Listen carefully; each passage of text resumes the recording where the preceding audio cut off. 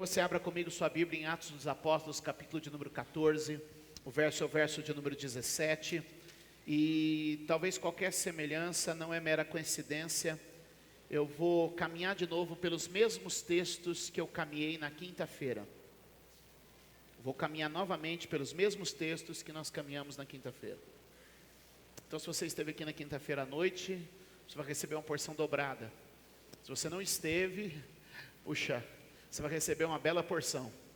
Mas eu desafio você a estar na próxima quinta novamente. Eu sei que Deus vai te falar. E eu quero caminhar por esses mesmos textos, porque eu saí daqui quinta-feira tão impactado com o que Deus falou no meu coração. Fui pregar na sexta-feira à noite. Enquanto eu estava pregando a mensagem da sexta-feira, que era uma outra mensagem, num outro lugar, o Espírito Santo me fazia voltar à minha mente a mensagem de quinta-feira. E eu entendi de Deus,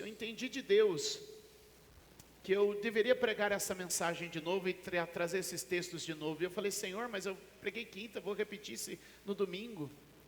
E eu quero dizer para você que, curiosamente, eu às vezes tenho sábados agitados, dias, e eu tive um sábado, pensa num sábado tranquilo.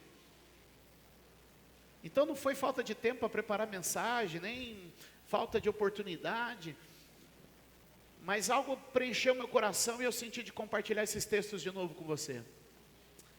E eu acredito que há algo do Espírito Santo aqui para nós. Quantos podem dizer amém? Amém? Levante comigo a sua Bíblia e diga, eu creio em tudo que a palavra diz. Diga, esta palavra é pão e alimento, é verdade e vida. Ela é espada e escudo, e ela é o caminho para a minha vitória. Diga, eu recebo, no dia de hoje, esta mensagem para o meu coração. Quantos podem dizer amém? Coloque a Bíblia sobre o colo e dê um aplauso bem forte ao Senhor. Uau!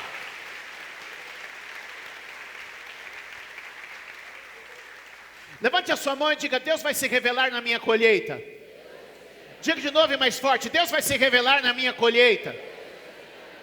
Atos capítulo 14, verso de número 17, diz que Deus deu testemunho de si mesmo, fazendo o bem. Diga, fazendo o.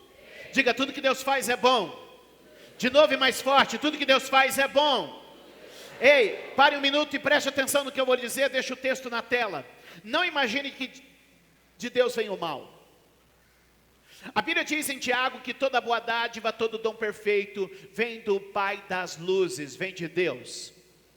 É possível que o mal atinja a nossa vida, mas ele nunca virá da mão de Deus. Da mão de Deus não virá mal, da mão de Deus não virá o mal, da mão de Deus virá o bem.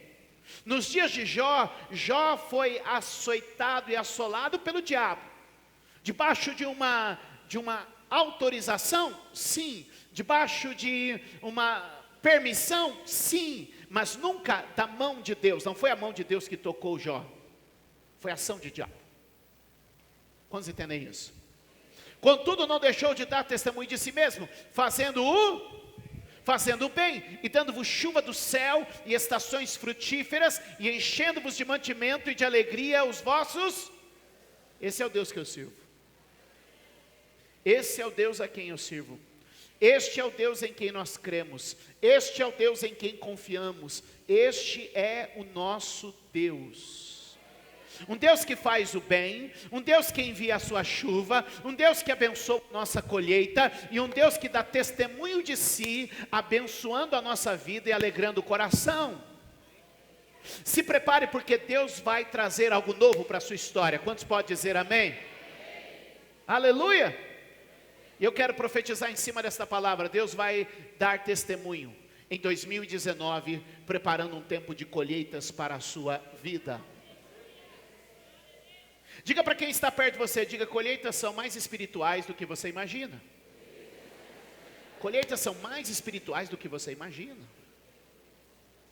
O problema da pessoa que tem a mentalidade voltada apenas para o que é material, é que em tudo ele só enxerga o material. Em tudo ele só enxerga o material. Então você fala de colheita, o que ele pensa? Vou ganhar dinheiro, vou fazer negócio. Mas a Bíblia diz em Gálatas capítulo de número 6, que tudo que o homem plantar, ele vai colher. O que ele semeia na carne, ele colhe na carne, mas o que ele semeia no espírito, ele colhe no espírito. Ou seja, se você tem uma semeadura espiritual, você tem uma colheita espiritual. Diga, uma semeadura espiritual, uma colheita espiritual. Abra comigo Apocalipse capítulo de número 22. Verso de número 2.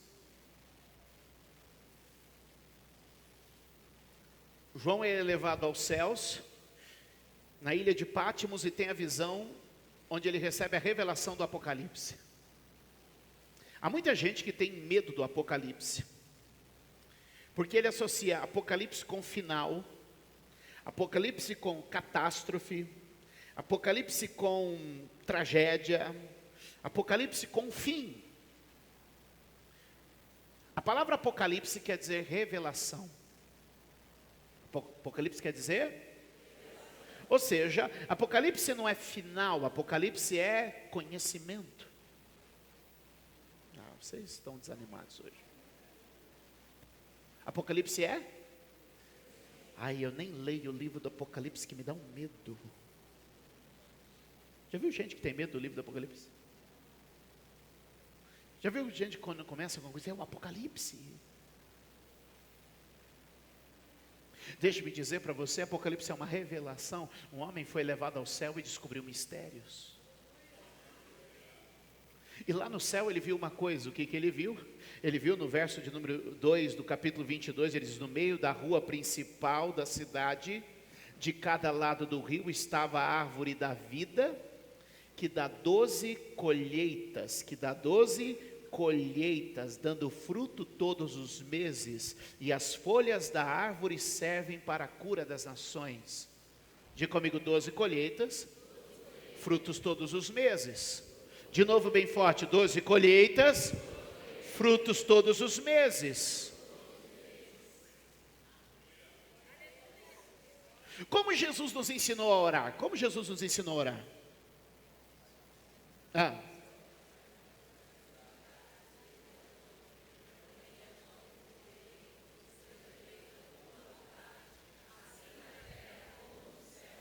Espera aí, repete essa última parte. De novo.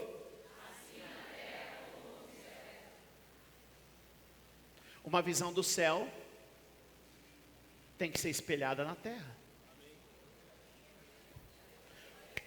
Uma visão do céu tem que ser espelhada na... O que a Bíblia fala da fidelidade de Moisés? Moisés foi fiel ao Senhor, pois reproduziu o modelo que viu no céu. Uau! O que ele viu no céu? Uma árvore que dava fruto, 12 meses por ano, todo o ano, que tinha 12 colheitas. Preste atenção que o primeiro texto que lemos diz que Deus dá testemunho de si, trazendo estações frutíferas. Algumas estações podem mudar na sua vida, mas a sua colheita é certa e contínua. Ei, deixa eu te dizer uma coisa, as estações podem mudar na sua vida, mas a colheita é certa, ela é contínua. O processo que Deus começa na sua vida não se interrompe, seja janeiro, fevereiro, março, abril, maio, junho, julho, agosto, setembro, outubro, novembro ou dezembro.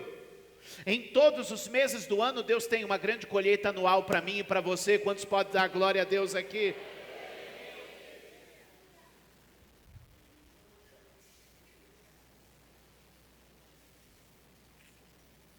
Quando a gente começa a orar, seja feita a tua vontade, assim na terra como no céu, a Bíblia está dizendo, olha para o céu e vê como as coisas acontecem lá.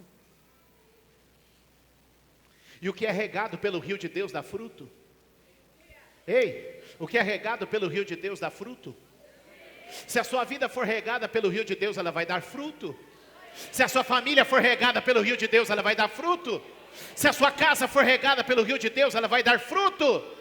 O Salmo de número 1 diz, bem-aventurado o homem que não anda segundo o conselho dos ímpios, nem se assenta à roda dos escarnecedores. Está dizendo, ei, cuidado com aquilo que você tem ouvido. Ei, cuidado com aquilo que está ministrando a sua vida. Cuidado com aquilo que está influenciando você. Mas a Bíblia diz, antes tem o seu prazer na lei do Senhor, e nela medita de dia e de noite.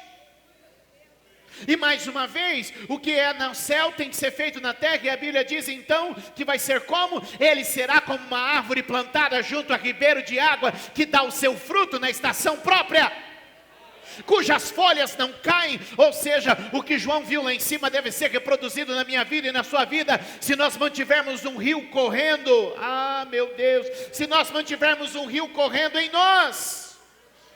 E que rio é esse? A Bíblia diz assim, aquele que crê em mim, do seu interior fluirão rios de água viva. Ou seja, a nossa fé em Jesus vai produzir em nós um rio tremendo do Espírito Santo. Hoje eu estou orando para que Deus comece a despertar em nós 12 meses de uma corrente de águas puras e vivas. 12 meses de uma corrente de água viva na presença, aleluia, de Deus. E sabe o que vai acontecer?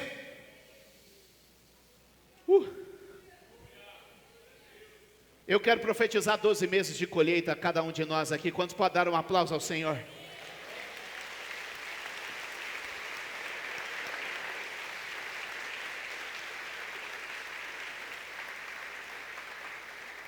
Levante a mão e diga comigo, vida no deserto. De novo e mais forte, vida no deserto. A Bíblia diz que Deus vai colocar rios no deserto. Ei, você não ouviu? A Bíblia diz que Deus vai colocar rios no deserto. Você sabe o que o deserto representa para muitas pessoas, sim ou não? Abra comigo, por favor, 1 Reis, capítulo de número 19. O verso é o verso de número 4. O verso número 4 conta a história do profeta Elias. Ele acaba de ter um momento glorioso. Tendo esse momento glorioso, a Bíblia diz no verso 4 de 1 Reis 19, que ele entra no deserto. 1 Reis 19, 4. Ele entra no deserto. Diz o texto, e entrou no deserto caminhando um dia. Chegou ao pé de um zimbro, sentou-se debaixo dele e orou. Pedindo o quê? Pedindo o quê? Qual era a oração? No meio do deserto, eu quero morrer. Eu quero a morte. Eu quero a morte, pedindo a morte, dizendo, já basta, ó Senhor, toma agora a minha vida, pois não sou melhor do que meus pais. É um homem que estava solitário, em que a vida havia se esvaído dele. A sequidão não era só por fora, era a sequidão por dentro. O clima do deserto havia entrado dentro dele. Toque alguém e diga, não permita que o clima do deserto entre dentro de você. Porque o problema de muitas pessoas é que elas deixam o clima do deserto entrar dentro delas. É completamente o oposto à figura, mas ela vale como aplicação. Nenhum navio afunda enquanto ele mantiver a água do mar fora dele. Toda a água do mar não é capaz de afundar um navio enquanto ela se mantiver do lado de... Sabe por que algumas pessoas estão afundando? Porque estão deixando a água de fora entrar. Sabe por que algumas pessoas estão secando e murchando? Porque estão deixando o deserto, o clima do deserto entrar para... Ei, não é o clima do deserto que vai entrar em você, mas é o teu clima que vai entrar no deserto. Ei, eu vou repetir isso porque algumas pessoas precisam entender. Olha, não é o clima do deserto que vai entrar em você, mas a Bíblia diz, se alguém crê em mim, do seu interior, João capítulo 7, se alguém crê em mim, do seu interior, como diz a Escritura, brotarão rios. Ou seja, é a areia do deserto que vai entrar dentro de mim, ou é a água que está dentro de mim que vai jorrar para o deserto? Ei, eu vou perguntar de novo, é a areia do deserto que vai entrar dentro de você, ou é a água que está dentro de você que vai jorrar para o deserto? É por isso que o deserto vai florescer, porque Deus vai plantar gente lá, que é como um rio.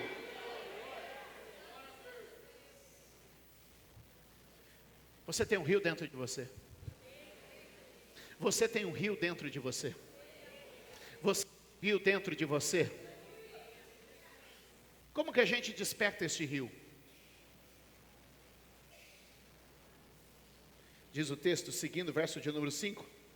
Depois que ele orou, sem energias e sem forças, cansado e abatido, deitou-se debaixo da árvore e dormiu.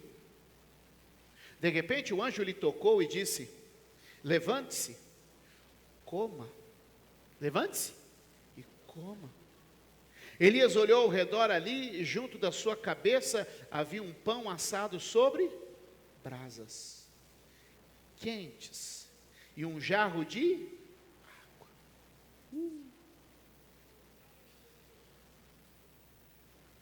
Levante a mão e diga: se eu desistir, ele não desiste. Porque qual era a oração deste moço anteriormente? Era a oração de quem desistiu, de quem chegou no limite, de quem a vida estava tão seca quanto o deserto que ele estava habitando. Ei, escolhe, olha aqui,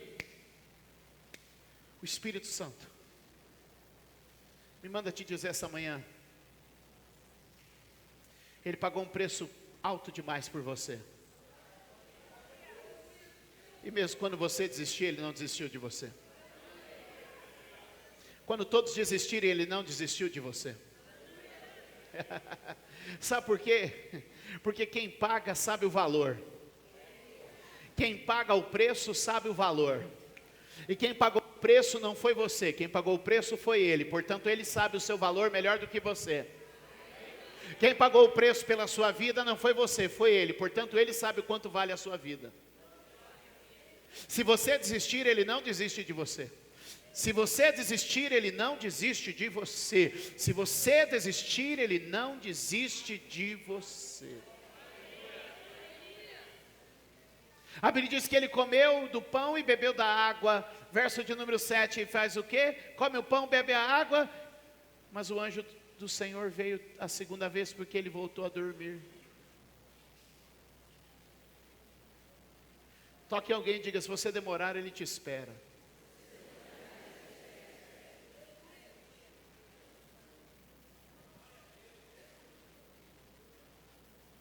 Diga para quem está, se você resistir, ele insiste.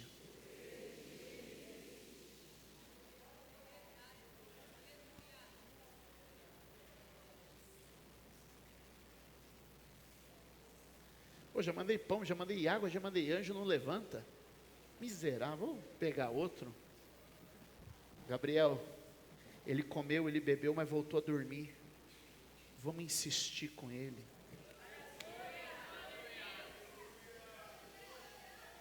Algumas pessoas aqui, que Deus já enviou sinais, já manifestou o seu cuidado, mas o sono, o desespero, o cansaço, o abatimento não permite você levantar. Deus hoje me mandou aqui na condição de mensageiro, de profeta, para te dizer: ele vai insistir com você.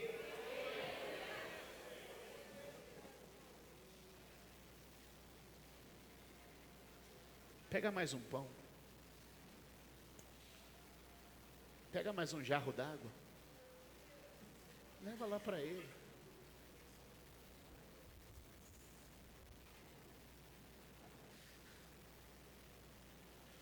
Os juízes da terra foi para o deserto porque quis. E o texto diz que foi porque ele quis mesmo. Teve chance de levantar e não levantou. Mas o texto diz que ele voltou a dormir.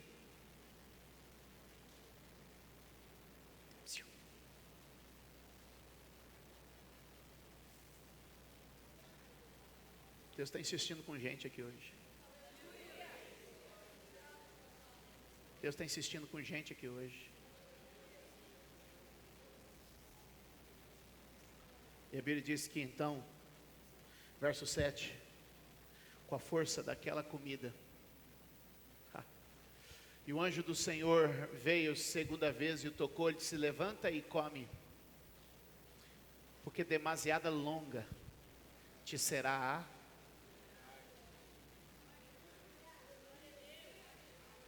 Não acaba aqui, Elias. Não termina agora, Elias. Tu pensaste que é o fim, mas olha, ainda tem muito pela frente, ainda tem muito pelo caminho, ainda tem muito para acontecer, ainda tem muito para se cumprir. Elias, tu está pensando que este é o fim, não é. O teu caminho ainda é longo. Você está pensando que a vida acabou, mas dentro de você vai começar um rio a brotar, porque você comeu pão do céu e bebeu água, aleluia, do céu. A Bíblia diz pão vivo e água viva. Diga comigo, pão vivo e água viva. De novo, pão vivo e água viva. Sabe o que Deus está ministrando a mim e a você hoje aqui? Pão vivo e água viva. Vai fazer teu deserto florescer, porque no deserto recomeçou o ministério, no deserto voltou a autoridade, no deserto voltaram os dons, porque Deus o sustentou com pão vivo e água viva, uma vez, duas vezes, até que ele estivesse bem, aleluia, até que ele estivesse bem.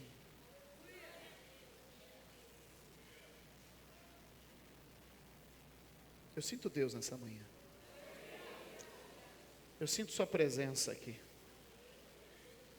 Diga glória a Deus. Segundo Reis, capítulo de número 2.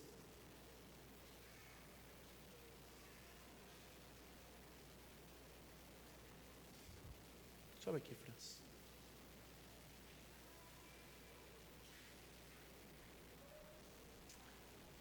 Águas vivas de Deus estão passando pela sua vida esses dias. Águas vivas de Deus estão passando aqui hoje. Sobre a minha vida e sobre a sua vida neste lugar. Quando o profeta chegou em determinada cidade, verso de número 19 diz que alguns homens da cidade foram dizer a Eliseu: como podes ver, esta cidade está bem localizada. Ela está bem? Ela tem tudo para dar certo.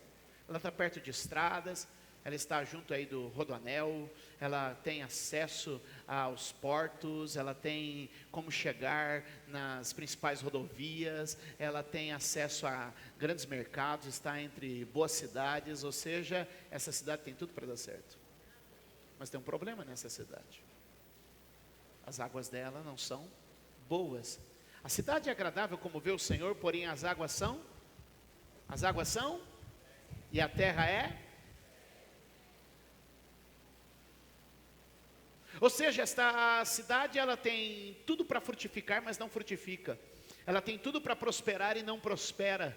Ela tem tudo para acontecer e não acontece. Eu vejo que há algo que Deus pode fazer aqui hoje. Então o profeta de Deus fez o quê? O profeta de Deus disse assim, verso de número 20: ponham sal numa tigela nova e tragam-na para mim. Quando a levaram, ele foi à nascente e jogou sal ali e disse: assim diz o Senhor, purifiquei esta água, não causará mais mortes, nem deixará a terra improdutiva. E até hoje a água permanece pura, conforme a palavra de Eliseu. Levante a tua mão. Nas terras improdutivas da tua vida, sal de Deus está chegando. Nas terras estéreis da tua vida, sal de Deus está sendo jogado. Jesus disse que nós somos o sal da terra. Você é o sal. A tua natureza é sal. A tua natureza é sal. Você é sal. Você tem sal. Jesus disse: o sal é bom. E Ele está lançando sal sobre as águas infrutíferas, improdutivas. Sal é a natureza do cristão. Vocês são o sal. Vocês são o sal. Ou seja, quando a nossa natureza cristã se apresentar diante de uma situação, ela traz cura. O que eu e você precisamos entender é que se a gente permitir que a nossa vida se torne essa vida, Agora o problema é que a gente não salga, o problema é que a gente não coloca a nossa vida para acontecer. É a hora de você pôr a sua vida para acontecer, é a hora de você pôr a sua vida para fluir. Joga sal, sal da palavra, sal da vida espiritual. E sabe o que vai acontecer? Aquela cidade tinha tudo para prosperar, mas não prosperava, tinha tudo para crescer, mas não crescia, tinha tudo para ir, não ia, porque as suas águas eram amargas. Sabe o que amarga a água da gente, da nossa vida? O que amarga a água da nossa vida são as maldições que soltamos com a nossa própria boca. Tiago, dizendo a respeito da língua, disse assim: como pode de uma mesma fonte jorrar água doce e água amarga? Não é assim. Ou a boca fala o que é bênção, ou a boca fala o que é maldição. As fontes da nossa vida precisam ser curadas. De dentro de nós não pode sair a amargura, mas de dentro de nós tem que sair a vida, a doçura de Deus. Aquele profeta jogou, e isso é algo profético, simbólico. Ele joga sal naquela fonte de águas. Meus amados, eu quero te dizer que se o sal cair sobre as feridas que a gente carrega na alma, da nossa boca, aleluia, muitas vezes esse sal vai secar, vai limpar, ele vai ser como que algo para purificar ali. Deixa eu te dizer uma coisa: vai cicatrizar, vai limpar, vai queimar, tira essa inflamação de dentro de você, porque talvez da tua boca está saindo a água amarga, e a vida não prospera, a vida não progride, a vida não evolui. Mas hoje o Senhor está sarando as fontes de água do nosso coração. É por isso que Provérbios diz: sobre tudo que se deve guardar, guarda o teu coração, pois é dele que procede as fontes da vida. Deixa sal de Deus entrar e queimar essas feridas que você tem carregado dentro de você. Deixa sal de Deus entrar e queimar essas feridas que você tem.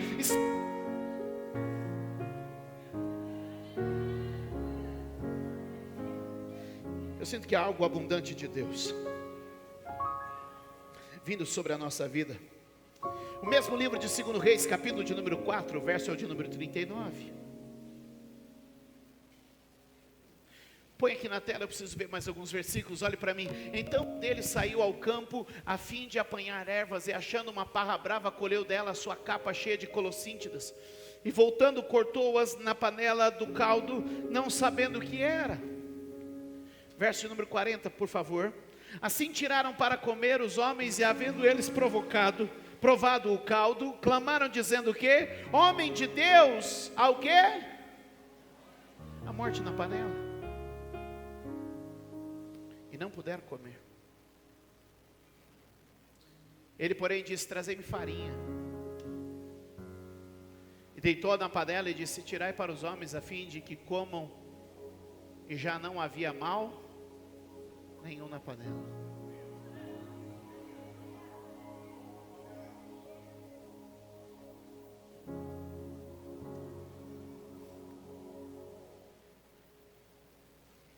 Tem muita colheita venenosa. Teve muita gente com colheitas venenosas.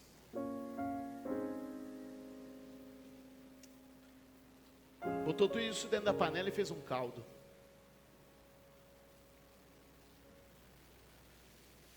A vida não é mais produtiva. Mas hoje Deus está dizendo: deixa eu entrar nessa mistura.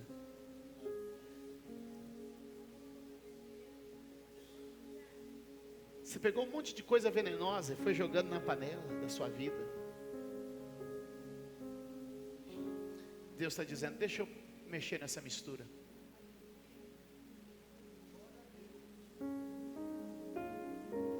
Deixa eu tirar o veneno dessa panela. Você foi colhendo uma coisinha aqui, foi colhendo outra coisa ali.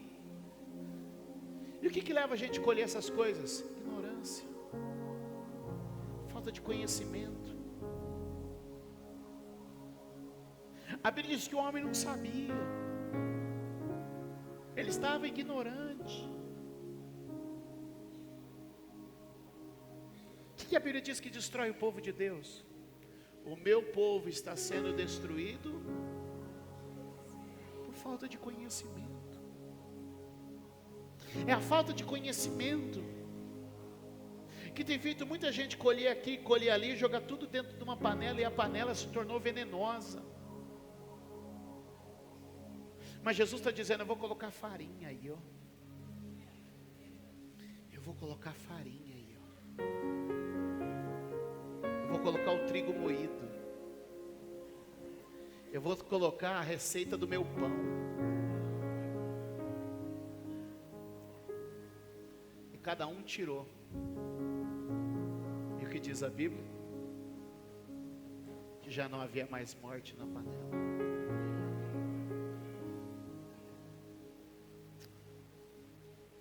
Pegando tudo isso que a gente está construindo aqui,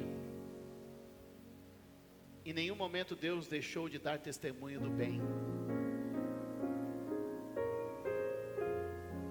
E deu testemunho enviando suas colheitas, abençoando nossas colheitas. Eu quero colher. Eu quero colher.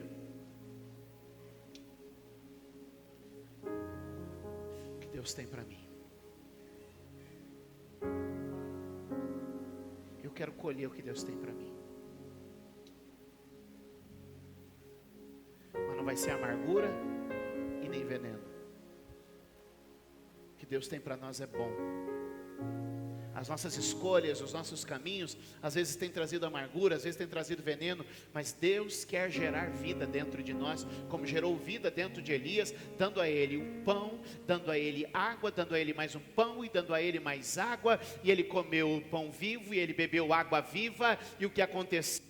Pão vivo e água viva produziu dentro dele força, capacidade, ânimo, recuperou a vida de Elias. Deixa eu te dizer, Deus enviou você aqui esta manhã para esta palavra, colocando pão e colocando água para recuperar a vida. E de repente aquele homem que pedia a morte levantou e disse: estou de volta à vida, vou ungir reis, vou ungir profetas, e eu vou correr 40 dias e 40 noites no deserto. Não vou parar para dormir, não vou parar para descansar, porque a força desta comida me renova. Eu não sei se você entende, mas o Espírito Santo está dizendo para você que está chegando ao final de 2018 cansado, afadigado, talvez sem energias e sem força, e Ele está dizendo: come do pão vivo, bebe da água viva, e eu vou renovar as tuas forças, e você vai correr e não vai se cansar, vai caminhar e não vai se fadigar, e voarão com asas como que de águia. Aleluia, diz o Senhor, pois os que esperam no Senhor correm e não se cansam, caminham e não se fadigam, voam como asas de águia. Diz glória a Deus aí, meu irmão. Pois é, a Bíblia diz: há um renovo de Deus descendo sobre a igreja, há um renovo de Deus descendo sobre nós. Não é nem a amargura nem o veneno que vai prevalecer. Diga glória a Deus aí.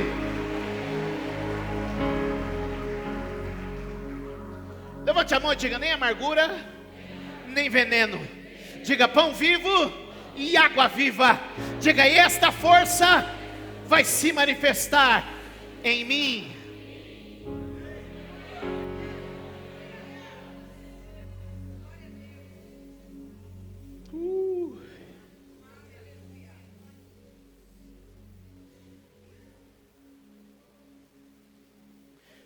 Segura a mão de alguém e diga: o tempo de escassez acabou.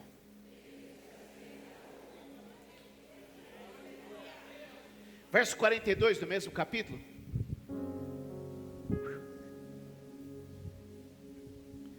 Um homem veio de balsa lisa, trazendo ao homem de Deus pães das primícias. Diga comigo: pães das primícias. Não era um pão comum, era um pão abençoado. Não era um pão qualquer. Pães das primícias. Era pão de sacerdote. Era pão de quem serve no templo. É pão de quem está em aliança com Deus. Quando Davi foi comer esse pão, o sacerdote perguntou para ele: mas os moços estão tudo em dia? Estão tudo com a vida reta e alinhada? Esse é o pão para quem está na presença.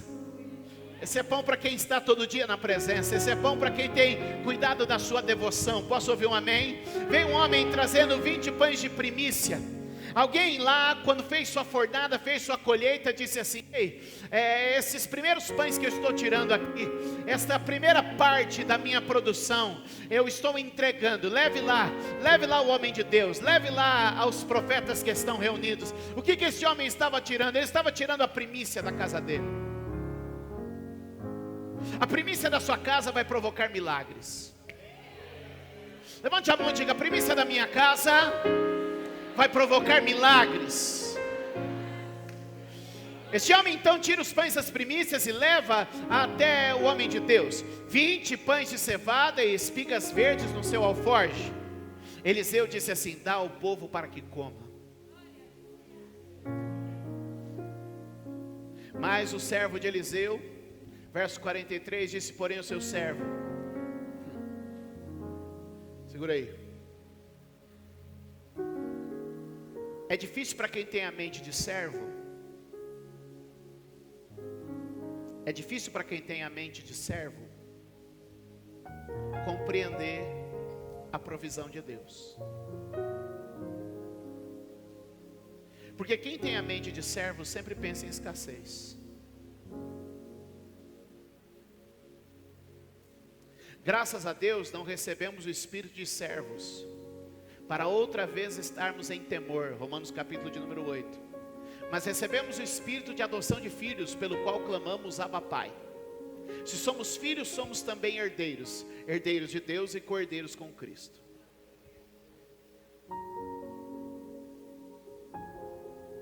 Algumas pessoas vivem com a sua mente dominada pela escassez. Os anos de dificuldade, os problemas, a estrutura familiar, eu não sei, mas criaram ele para a escassez. O servo disse assim, disse o servo: como hei de pôr isso diante de 100 homens? Haviam 20 pães, algumas espigas verdes, mas haviam 100 homens para comer.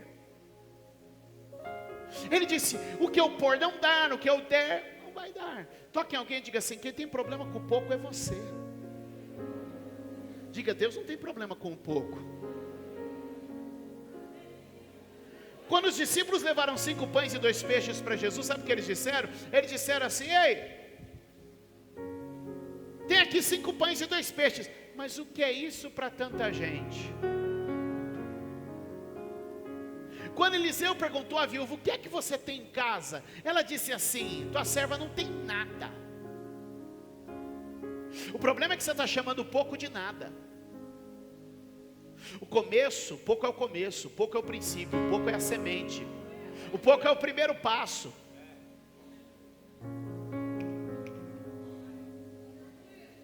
É a tua fidelidade no pouco que te leva ao muito. É o teu relacionamento com o pouco que te põe no muito. Ser fiel no pouco, disse Jesus, e sobre o muito eu te colocarei.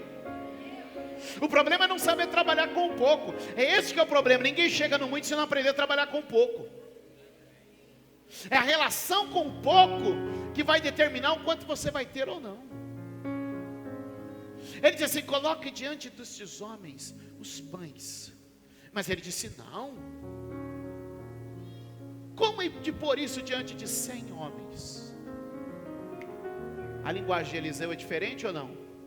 Ao que tornou Eliseu, leia comigo: dá ao povo para que coma, porque assim diz o Senhor: comerão e sobejará.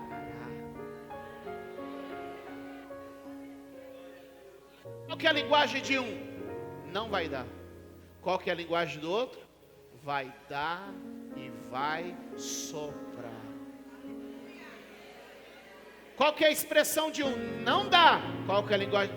Dá e sopra. Mas eu fiz as contas.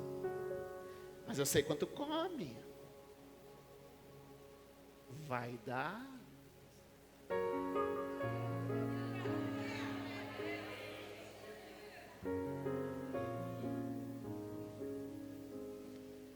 Porque Deus não deixou de dar o testemunho do bem, dando a eles estações produtivas e enviando sua chuva ao seu tempo.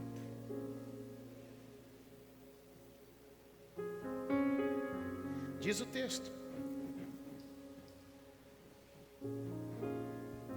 Então lhes pôs diante, e comeram, e ainda sobrou, conforme a palavra do Senhor.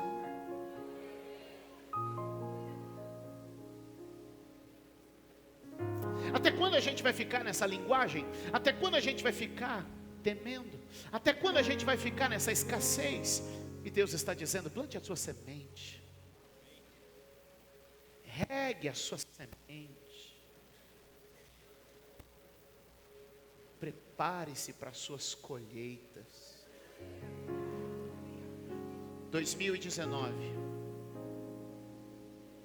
o Senhor enviará 12 colheitas no ano.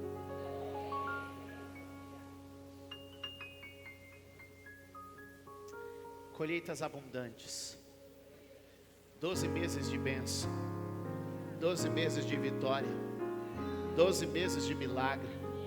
Não é à toa que quando Jesus disse, depois de alimentar a multidão, vamos ver quantos pães sobraram, e a Bíblia diz que eles recolheram 12 cestos cheios. 12 cestos cheios. Sabe o que é isto? 12 cestos cheios para janeiro, fevereiro, março, abril e maio. Para junho, julho, agosto e setembro, outubro, novembro e dezembro. 12 meses de colheita, 12 meses de abundância, 12 meses de vida, 12 meses. Cada ano é um presente, cada ano é uma vitória, cada ano é um milagre, cada ano é uma oportunidade. E Deus está dizendo: estou te dando uma nova estação, estou te dando um novo tempo. E se você aprender a entender as viradas que Deus está trazendo para a sua vida, você vai começar a crescer. No capítulo 1 de Gênesis, Deus estabeleceu os anos como uma maneira de contar o tempo através do sol e da lua. Deus foi estabelecendo ciclos maiores e ciclos menores, ciclos maiores de um ano, ciclos menores de um dia. E que Deus estava dizendo com isso? Eu estou estabelecendo ciclos da sua vida, para que sempre você possa ter um novo começo. O que eu estou dizendo para você, eu não sei como foi o teu 2018, mas eu sei, tira a amargura e tira o veneno, porque 2019 está chegando aí para ser abundante. Eu não sei como tem sido tua vida até aqui, mas Deus está dizendo: estou encerrando um ciclo e estou abrindo outro. Estou tirando você de uma estação e estou colocando você em outra. Estou fechando um dia e estou abrindo outro. Deus nos tem ensinado a contar a vida em ciclos, porque uma vida sem fases diferenciadas, ela pode ser cansativa e chata. E o Espírito Santo está hoje aqui dizendo para você: vou abrir uma temporada nova, vou abrir uma época nova, vou abrir uma safra nova, vou abrir um tempo novo, vou abrir uma época nova na sua vida. Não fique vivendo o ciclo que já se encerrou, o ciclo novo está por se abrir. O que nós estamos vivendo nesses últimos dias de dezembro é a preparação para um novo ciclo. Algumas pessoas não acreditam nisso, mas não acreditam por ignorância, porque tem gente que colhe veneno por ignorância. O que nós vimos no texto? Quando Deus, no capítulo número 1 de Gênesis, estabelece o sol, a lua e as estrelas para que demarcassem os tempos. Demarcar anos, estações do ano e dias. Quando Deus coloca os lumiares para governar, a Bíblia diz: e haverá separação. Diga comigo: separação. Diga de novo e mais forte. A palavra hebraica para separação naquele texto, quando ele fala da separação dos anos, das estações e dos dias, é a mesma palavra hebraica para cortar. É a mesma palavra para cortar. É mais ou menos assim. Quando termina um dia, Deus corta. Este novo dia não está mais ligado ao dia que passou. Por isso diz a Bíblia: não deixará o sol se pôr sobre a vossa ira. O que ele está dizendo? A raiva daqui, a tristeza daqui, a amargura daqui, o veneno daqui, não deixa ele entrar para o outro dia.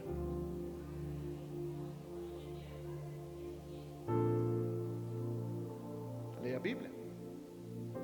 Fará separação de um dia e outro dia, ou seja, A palavra hebraica lá que é no sentido de... E Deus faz a mesma coisa. O que Ele diz para nós? Não leve nada de um dia para o outro, porque vai. E Deus faz a mesma coisa. Olha o que a Bíblia diz: as misericórdias do Senhor são a causa de não sermos nova ação. Nova ação a cada manhã. O que Deus está dizendo? Vai começar o dia. E quando começar o dia, eu renovei minha expectativa com você. Eu renovei a minha esperança com você. Eu renovei o meu perdão com você.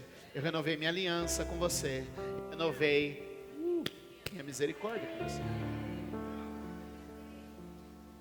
O que Deus está dizendo: não traga nada do dia anterior para este dia. Deixe o seu pecado no passado. Deixe sua amargura no passado. Deixe seu veneno no passado. E comece um dia novo para viver uma história nova. Mas observe o seguinte: o texto diz assim, que haverá separação de dias, estações e anos. Temporadas menores, médias e maiores. Deus conta dia, Deus conta estações, e Deus conta o que Ele está dizendo. De um ano não vai levar para outro ano. Desta época você não vai levar para outra época. E deste dia, ou seja, Deus continua renovando os ciclos da nossa vida. Deus continua renovando os tempos da nossa vida. E por que eu fico muito animado quando vai chegando essa época aqui, aproximando do fim do ano? É porque eu sei que está por inaugurar uma temporada nova na minha vida. Ei, se as pessoas se empolgam com temporada nova no Netflix, imagina se eu não vou... imagina se eu não vou me empolgar com temporada nova na série Júlio Vertulo.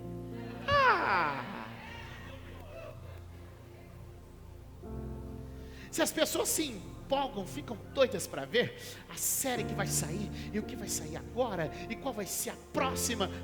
E saiu temporada, episódios novos. Você não suporta ver aquela tarjetinha vermelha? Novos episódios. Quando você vê novos episódios, acabou sua vida social, não tem mais nada, porque agora é sofá. Aquela tradicional roupa. Você parece um mendigo, mas é que você se sente melhor com ela. E aí você vai, 1, 2, porque você... Novos episódios. Aquela tarjinha vermelha. Sim ou não? Quem nunca, né? Agora, se as pessoas ficam empolgadas com novos episódios do Netflix, eu não vou ficar empolgado por saber que está para inaugurar uma nova temporada na minha série. E o mais legal é que eu li o final, vai terminar bem. O mais legal é que o roteirista, o diretor, é meu amigo, é meu pai, me ama. Ei, portanto eu sei que não tem coisa, só tem coisa boa no meu papel. Às vezes vai ter um draminha no meio do caminho, mas é só para dar mais emoção, é só para dar mais valor e suspense. Mas eu sei de uma coisa, vai terminar bem. Eu não morro nesse episódio, porque eu tenho que ir até o fim da série.